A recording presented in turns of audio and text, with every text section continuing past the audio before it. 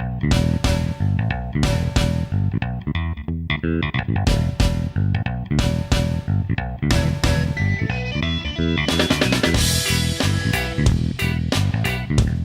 boys and girls, and welcome back. It is week 3 of the college football season, and therefore week 3 of the Carla and Crappy show. Carla, we usually are fairly organic about naming our episodes, but we might have to call this one the Hurricane episode because there seems to be a lot of that going around this weekend, and it's definitely affecting the college football world. I wanted to ask you about one specifically, guys. As you know. I am in Pittsburgh and taping on my lovely studio here in the upstairs of my house. Carla is in Nashville. Yes, I am. Good morning. The literal raise your coffee edition. That's every Saturday morning. That's it. We're taping this morning, so this might be that might be a good name for it as well. I have to ask you this right away. First, one of the games that's been changed up for this is my Ohio University Wildcats were to play at UVA on Saturday, and they have moved the game out of the entire state of Virginia completely and are playing on Saturday in Vanderbilt. Yes. So, Carla, will you go watch my Bobcats beat an ACC team on Saturday? I am really, really sad about this because, if I was still going to be in town this weekend, I absolutely would go. So, all of you Ohio U grads, go to this football game. I hope to see maybe some Vanderbilt kids at this football game to go support these two teams that have been displaced by weather. I think it would be a ton of fun. I really wish I could go. However, I am actually on my way north today, of all things, heading home to I'm attending a conference and then going to go see my parents. And so I have a young nephew who is turning 4 this weekend. So I'm going home for a birthday party. Happy birthday, Jonah. So I'm sad. I mean, I'm glad that Vanderbilt was able to work this out and move this game here. Nashville, go support these two teams that are here because they have to be, because they're getting out of harm's way. But I hope it's a good environment for both of these two teams. It's actually probably a shorter trip for Ohio. It might be to come here. Close. Yeah. So, but kudos to everybody involved who helped make this happen, so that this game didn't have to get canceled. I know a lot of other games have actually just flat out been canceled for this weekend. And there are a bunch. UNC canceled, NC State canceled, Virginia Tech canceled. Coastal Carolina is actually playing today. We're taping this on Wednesday. Instead of hosting a home game on Saturday. Wake. This is curious. Wake is continuing to play their Boston College game that they have scheduled for Thursday night. They've moved that up 2 hours to a 5:30 start. Although now that's actually looking like a decent decision because it looks like the Hurricane may stall a little bit. And here's the thing that I'm curious about. I actually think this the change will actually it benefits OU moving from Charlottesville to Nashville. UVA is a 3.5-point favorite, and if you pay attention to these things, the kind of conventional wisdom is 3 points is what you get for playing at home. Right. So you erase that advantage. Suddenly you're in a place that you're like in OU's case, your routine has already been it's already changed because you're going on the road. So It doesn't really matter where you go on the road. UVA was looking forward to a home game, home fans, all of that stuff, and suddenly they got to uproot and go play someplace in a whole other state. That play a home game in a whole other state. I'm curious as someone who's done the professional sports writing thing. How does this affect the teams? How does it help or hurt with the preparation this week? Just kind of having an uncertainty about whether or not you're going to play, or are you going to move, or are you going to call it off? How does that go? For the players, the coaches are going to try to make it as normal of a week as possible, and I know that's not an easy thing to do. But they're going to try to make the shift to, okay, we're going to prep for this like it's an away game now. and start making their preparation, especially because they were able to make the accommodations relatively early in the week. So there's enough time to kind of shift everything. Where all the chaos is actually in the front offices. It's in the administrative offices that are trying to work out the logistics of, okay, we suddenly need enough hotel rooms in Nashville. I don't know if you know anything about Nashville. That's not an easy thing to do, to find enough hotel rooms for 2 football teams. I could recommend a nice Airbnb. I can do that. Okay, yeah, they might find that helpful. Send that to Solich. Okay. But no, there's a lot of logistics, and I think that's where the chaos is, and the coaching staffs are going to try their best to prevent that from happening, because let's be honest, it's not that different for Ohio, but they're going through the same we need new hotel rooms problem. True. You know, so there is still some chaos there. I don't think, because it wasn't a last minute, like, oh my gosh, we're packing up and moving this game to Nashville, I think the coaches would probably do as good of a job as they can. The big difference here is the home field advantage. Now you're playing a game on a neutral site.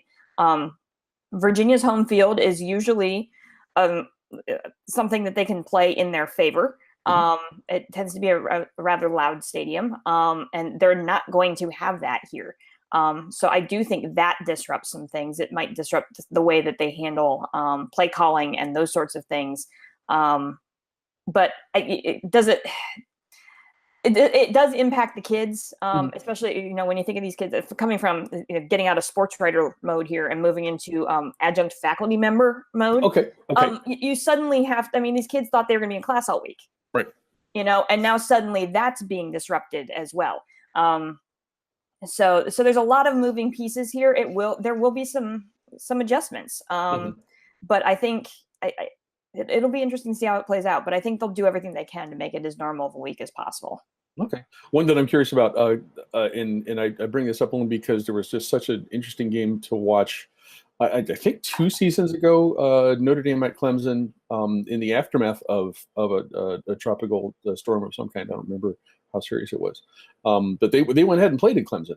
And as of this morning, Clemson had not announced any changes to their game on Saturday. So I'm wondering if I'm half curious to see, because remember the Notre Dame game and how swampy that was. Yeah.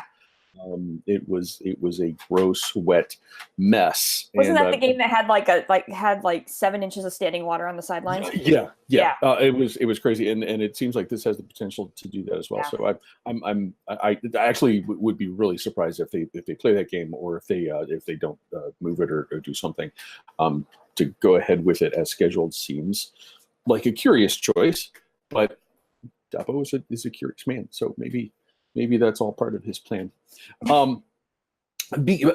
Before we get to the games that you and I were going to talk about, we are going to welcome back AJ, our Pac12 After Dark correspondent, for the very first time this year. He would have been here last week, but he was protesting the corruption of his beloved West Coast shootouts by the Big Ten coach who does his best to suck the joy out of college football each and every weekend. That is Mark Antonio and his Michigan State Spartans. AJ will explain this. Go ahead. Hey everybody, it's your buddy AJ. Filing my first Pac12 report of the year. I didn't do one last week, and there's a good reason for that. It was protest, really. How dare you, Michigan State, bring your trash Big Ten offense nonsense to my beloved Pac12 After Dark, and then proceed to give everyone a trash Big Ten game. How dare you? That was protest. That was fully protest. Week 1, just didn't do it. Week 2, protest. Week 3, though, back at it. Because, everyone, it's Mountain West Pac-12 Challenge Week. Yeah, that's a thing. We don't necessarily talk about it in the same way that we talk about SEC SoCon Challenge Weekend or Big Ten versus MAC Weekend. That's happening this week. Shh. Don't tell anyone outside of the Midwest. The Big Ten is playing MAC teams this week. Woo! Except for Ohio State. They played Rutgers last week. Same thing. Anyways, so let's talk about a couple games here. Number 1, we got USC Texas, which I'm sure the Crappy and Carla will talk about. USC is going to beat that ass because Texas, what are you doing? You lost to Maryland straight up, and then just did not look good this week. So, sorry, y'all. USC's going to beat that. Let's see here. We got Washington and Utah at 10 o'clock. Washington coming fresh off of, losing to Auburn, getting back at it last week. They're going to face a feisty Utah defense that is just not here for your playing around. I think Washington has a legitimate shot to win the rest of their games. They are clearly the most talented team in the conference. But I just don't see Washington getting out of the Pac-12 schedule without one completely brain-burning loss. There's just too much out there. I know the Crappy put him in his Final Four. But yeah, Washington is susceptible to what I like to refer to as the no one is watching this on the East Coast. How did you lose by 5 to Arizona State sort of game, right? They're completely susceptible to that because the Pac-12 is the monster that eats itself. So that's kind of where I think Washington will end up landing. We also have a very, very, very fun game. We have Arizona State, San Diego State at 10:30. Y'all, I thought Herm Edwards was going to be bad. I thought it was going to be rough. And here he is doing well. The CEO mindset is here, which means, yes, you, Illinois, you can be coached by Dick Geron soon. I'm sorry. You already have Lovie Smith. Same thing. I'm very intrigued. Arizona State looks like they're playing really well. Manny Wilkins is this year's Khalil Tate. This year's Khalil Tate is not good. Y'all don't watch Arizona. I'll tell you when to watch Arizona. Don't watch Arizona. Khalil Tate, it's like Kevin Sumlin doesn't know what to do with him yet. It's like he doesn't know that Khalil Tate is really, really, really incredible and is trying to shove him into some sort of pocket passer offense that he just doesn't fit. You got to let Khalil Tate run. And like when you have a guy who was running for like 200 yards a game last year and you're trying to shove him into the pocket and not let him be the runner that he is, you are cutting off at least half of his ability, and that is really not helpful for you as a coach. We have one more game that I want to get into, and it is a travesty that it is happening at the time that it's happening. I do want to point out the University of Hawaii, the Rainbow Warriors, are amazing this year. They've been putting up a ton of offense. They're playing super fun football again. They're playing that like 07 Hawaii offense where like they're going to score 100 points a game and no one seems to be able to do anything about it. It is a real travesty because Hawaii is crossing at least a quarter of the globe to go play Army in West Point and have to play a noon game. Hawaii fans, I don't know how many of them there are. There might be some, I don't know. But Hawaii fans will have to wake up at, I think, 7 a.m. to watch this game. This is like watching the Premier League in the U.S. Like it's just mean for people to do that. One other game is just a teeny tiny game. Boise State's going to Oklahoma State. That should be a super fun game. That's at 3:30. Highly recommend you watch that. Oklahoma State right now is 3.5-point favorite. That should be super fun to watch. Brett Rypien he's doing things, y'all. He's beaten. I'm blanking on the previous quarterback's name. Kellen. He's broken Kellen's records for a bunch of passing records at Boise State. So highly recommend you watch that game. That's at 3:30, and it will be on ESPN. I'm pretty sure that the Hawaii Army game is on CBS Sports. Yes, proper Mountain West football networks. So watch all these games. I'll be staying up late. Follow me on the hashtag Pac12 After Dark and I will see you after Crappy goes to bed. Bye. Carla, one quick question based on AJ's gripes about Michigan State. Michigan State equals the New Jersey Devils. I know you're a hockey fan. Thoughts? Do you think it's an apt comparison? Ooh, Michigan State, maybe the Boston Bruins. They're sometimes really, really good, and sometimes you don't really like. Sometimes they. Although New Jersey Devils isn't a bad. Yeah. Okay, AJ, I'll give that one to you. Okay. Fine. Okay. New Jersey Devils. Now our games that we're going to talk about, none of which I don't think will be affected by rain of any kind. They still should be pretty entertaining. We're going to start our Saturday in Stillwater. Number 17, Boise State at number 24, Oklahoma State. Oklahoma State is favored by 2.5. Recall the thing that I said about home favorites getting 3 automatically. And the over-under of this game, I had to bring it up, is 64, which actually seems a little low to me, maybe. Yeah. I was just going to say. What do you think? I don't care what the over-under is. Take the over. This game is going to be, if there was such a thing as Big 12 mid-afternoon, like Pac12 after dark, where games get crazy, this game right here is the game that would qualify for that, because you have two teams that just love offense. You have Gundy's Fun and Gun over on the Oklahoma State sideline. They last year, we talked about these guys last year a lot, especially on the defensive side of the ball, as in they didn't really have one. Right. They played just enough defense to be able to outscore every team that they played. And that was actually a pretty effective strategy for them for most of the season in the Big 12. But they changed defensive coordinators in the offseason in hopes of trying to alleviate that defensive issue. Here's the thing. They've played 2 cupcakes in the first 2 weeks. We have no idea if this defense is fixed or not. Right. And on the other side of the ball, they lost their 2 largest offensive weapons in Mason Rudolph and James Washington. So they're trying to replace their starting quarterback, one of the most prolific wide receivers in school history. And they have a defense that we still don't know whether or not is legit. But there's not a lot different on the Boise side of the ball. They have the leading passer in FBS right now in their quarterback.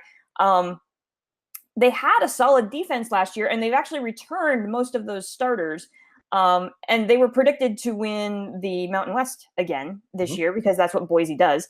And they just flat out leveled UConn last week. And that's probably stronger competition than either of the 2 teams that Oklahoma State has faced. I feel more confident about Boise State's ability to play defense than Oklahoma State's ability to play defense. And I think that's the deciding factor in this game. So I'm going to go ahead and call a bit of an upset here, even though Boise is ranked higher. But technically Oklahoma State is the favorite at home. I think Boise wins this game because of that defense. Okay. Watch this game, guys, if you can, because this is going to be ridiculous. One team is scoring 59 a game. The other is scoring 56 a game. The thing that I noted, it's hard in week 3 to really feel like you have a solid understanding of what a team is about. And in this case, Oklahoma State has played directional Missouris and Alabamas.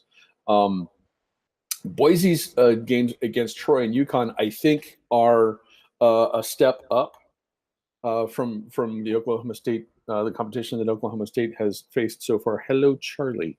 I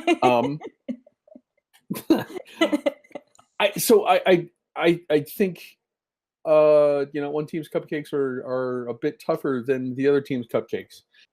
Boise State's defense is solid and it's experienced.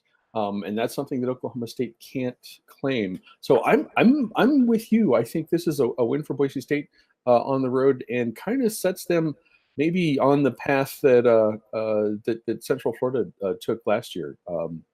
This sets up pretty nicely for them. Next game, legit big game. Number 12 LSU at number 7 Auburn. Auburn is favored by 9.5, and the over under if 64 is too too low for Boise State and Oklahoma. I think the over/under 44 might be a little high for this game. Carla, what do you think? Yeah, that sounds about right. This is going to be one of those classic SEC affairs that we used to hate. Yes. Back in the days of the what was that game? Was it LSU Auburn several years ago that went 6-3? The baseball game, yeah. The baseball game, right. We might have one of those on our hands. So it would be really funny if you watch these two games back to back, because you're going to talk about complete different style of play. I must apologize to the LSU fan base because in week one of this show, I questioned what was going on with the LSU offense and Edo's decision to try to go pro style. You were absolutely right on Joe Burrow. Mm-hmm. He is fun to watch. He's got a heck of an arm. He's the perfect guy to try to pull that off at LSU. Right. And he proved that with that win against Miami. Yes. That was, and we talked about that briefly last week, that was a heck of a win. Now we get to find out if LSU was legit.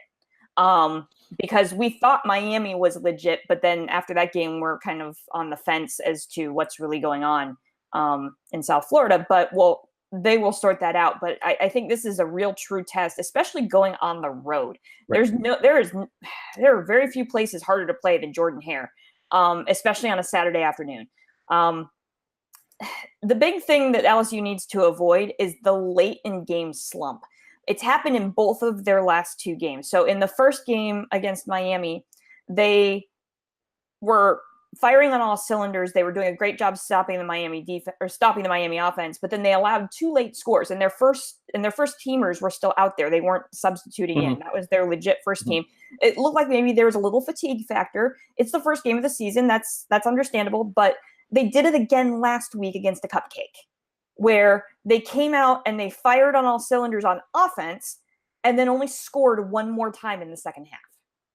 And when you're playing a cupcake, that's not necessarily the output that you want to see. Now, true, they probably had most of their second teamers in the second half, but still, this was Southeastern Louisiana, I believe, that they were playing. This is a team that your second teamers should be able to score on them.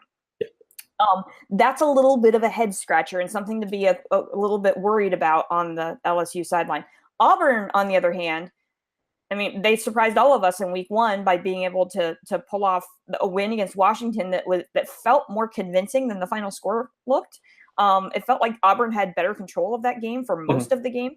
But here's the thing. Washington in that game was able to stop the Auburn rush attack. The Auburn run game just couldn't get anything. Jarrett Stidham won that game for Auburn.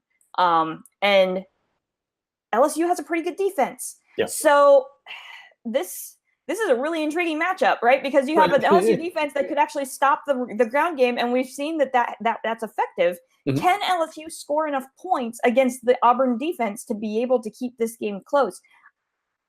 I still think Auburn is the better team here. And they're playing at home, and I think Auburn's going to win this game. But gosh, I think this could be close. I think it could be, I think everybody kind of counted off LSU after the win after Miami. It was like, yeah, that was a nice win. Let's go see you play the big guys. I think they can hang with Auburn. I think this is going to be a good game, and it's going to come down to the fourth quarter. I'm going to give the edge to Auburn because they've played in a really, really big game. They've stopped an offense that is somewhat similar to the offense that LSU is running now, and they figured out a way to win even when their ground game was stopped.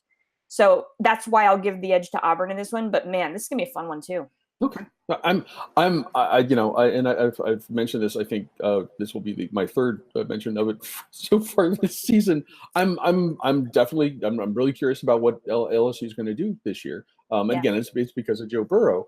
But as I watch, the problem with the late game slumps aside, I suspect the Louisiana Tigers, not the Auburn Tigers. I suspected they would benefit from having a good quarterback on the roster for the first time in forever. And it's worked out that way. I mean, it is not a flashy offense, but Joe Burrow is playing really well, and it's become an effective offense. And I think that's just going to get better every week. Because you keep in mind that he didn't join LSU until after spring practices. So he hasn't had a ton of time with his new team, and already looks pretty solid. So, they have their marquee win on the opening weekend against Miami. Auburn, the win against Washington, which was one of my Final Four teams, it looks equally or perhaps more impressive. Both teams have really one really solid defensive effort so far in those first games. I struggle with it a little bit too, and if this were actually a gambling show, I would look at this line and think, LSU and the points looks really good. There's a 9.5 is a bunch. Given that we pick winners here, and not point spreads, I'm gonna stick with Auburn just because they're at home. But boy, this feels like a really tight game to me. Hi, Charlie. And I think Auburn's going to win, but they aren't going to cover in this one. I think it's going to be a tighter game than that. And then finally, for the first time, I get to talk about my Buckeyes. And Charlie is very excited about this. Charlie's really excited about this. This, of course, is a number 4 Ohio State at. Technically, this is a neutral site game. But we're going to call it what it is. At number 15 TCU in Jerryland, Ohio State is favored by 13. What do you think? So I'm going to leave a lot of the analysis on this game to you, but I'll add a little bit of commentary here. Okay. Because I know you have a lot to say about this game. So this is the game we've all had circled since the beginning of the season, since everything, all of the stuff started coming out of Columbus.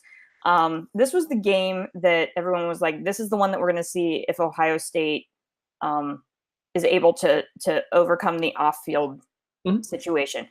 Ohio State's done what we expected them to do in the first, all of that. And I know that's not an easy thing to say, all that aside, because that's not what I'm trying to say here. But if you look at just what's happening on the field, Ohio State did exactly what everybody thought they were going to do at the beginning of the season. Won their first 2 games easily. TCU has struggled a little bit early in games. They've been getting off the slow start. So they were actually down early to SMU last week before they figured things out and got things going. So offensively, they're still trying to put this together. And to be perfectly frank, they are rebuilding their offensive line this year. And so that's not a good situation going up against an Ohio State defense that likes to rush the passer. That's the game in the trenches here does not look pretty for the Horned Frogs. Right. The other thing is that we talked about this last season a lot too, was that this Greg Patterson defense sometimes has disciplinary issues that reared their ugly heads at the end of the season last year, where they had a bunch of kids thrown out for targeting. It affected them down the stretch in the Big 12. Have they corrected these disciplinary issues? Because gosh darn it, they need to in this game. If TCU gets down in this game and if TCU gets down in this game and the defense can't hold it together, this game could get ugly pretty quickly. I already think this is going to be a fairly easy Ohio State win because of the battle in the trenches, because I just don't think TCU can keep up with that. And I think their young quarterback is going to have a long afternoon in Jerry World and get to know that turf quite well. That's just the way I see this playing out. I think Ohio State wins this game pretty easily, that it's decided fairly early in the game just because of those mismatches. But I'll see what you have to say on all that. Okay. I will confess that I actually did not spend a whole lot of time digging into what TCU has done so far this season. I know, Southern and SMU are their first 2 opponents. They beat it pretty handily, but again, as you mentioned, with slow starts, I know that there is some motivation kind of to defend the honor of the Big 12. And certainly, and especially TCU and Baylor have a specific problem with Ohio State, because Ohio State literally has kept them out of the playoffs once or twice since the playoffs started. So they have that motivation. I get that. The things that you mentioned about rebuilding an offensive line, the things you mentioned about a slow start, that does not bode well for the Horny Toads. Ohio State's, this is nothing. Nothing that no one we don't know already. Ohio State's first two opponents don't exactly inspire fear in anyone, but they're two Power 5 opponents, and Ohio State has steamrolled them. I think Ohio State's going to win this one pretty handily. I think. And I want to get one more thing in before we wrap the show this week. Yes. And I need to raise my glass. Yes. My coffee mug. Coffee mug. To Bernard Clark Jr. and the Robert Morris Colonials on his first career win as a head coach, winning over Virginia State last weekend in dramatic fashion at the Joe, blocking a field goal at the end of the game. So that's a big win for that team that's had a couple of down years. Yes. To win a big game like that, and Bernard Clark's first win as a head coach. Cheers, Colonials. Go Bob. Cheers, Coach. Nice work. Guys, you can find the Carla and Crappy Show everywhere for the duration of the college football season. To check out the video version, search Carla and Crappy Show on YouTube, or find our Facebook page for the audio version, in case you want the Carla and Crappy Show in your head. You can find us on iTunes, Stitcher, Google Play, and TuneIn, as well as the Facebook page. If you like the show, please rate and review. If you don't, mind your own damn business. Thank you to AJ. Thank you, Carla. Have a great weekend. Thank you. You too. Go Bobcats. Welcome to Nashville. Go Bobcats. We appreciate that. And if you're in Nashville, guys, go see that game. The Vanderbilt Stadium looks kind of cool, and it should be fun. And, guys, thank you for watching. You have a great weekend as well, and we will see you back here next week.